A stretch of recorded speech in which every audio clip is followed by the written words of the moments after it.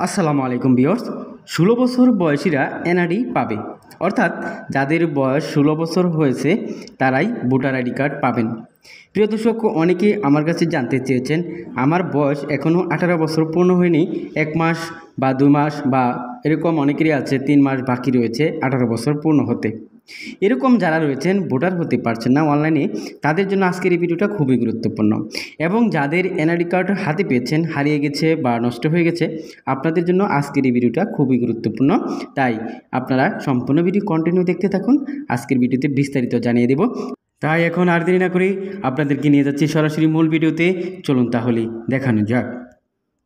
সম্মানিত ভিউয়ার্স, এই যে এখানে দেখতে পাচ্ছেন বাংলাদেশ নির্বাচন কমিশনের এক ব্রিফিংকালে তারা বলেছেন ১৬ বছর বয়সীরা এনআইডি কার্ড পাবে।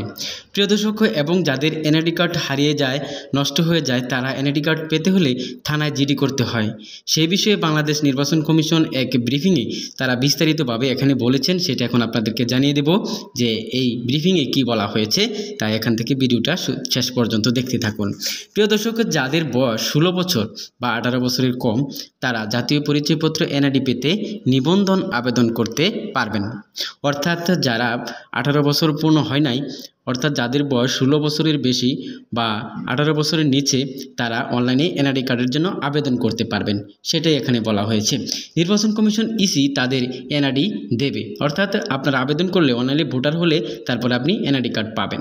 তাদের বয়স ১৮ বছর হলে স্বয়ংক্রিয়ভাবে তাদের নাম ভোটার তালিকায় যুক্ত হয়ে যাবে।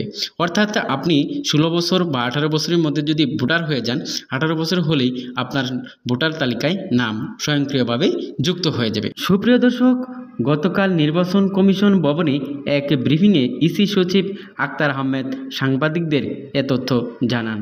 ইসি সচিব বলেন, যাদের বয়স ১৬ বছর হয়েছে তারা নিবন্ধন করতে পারবেন, অর্থাৎ অনলাইনে আবেদন করতে পারবেন। তাতে ইসি অগ্রিম কিছু তথ্য রাখতে পারবে। তারা এনআইডি পাবে।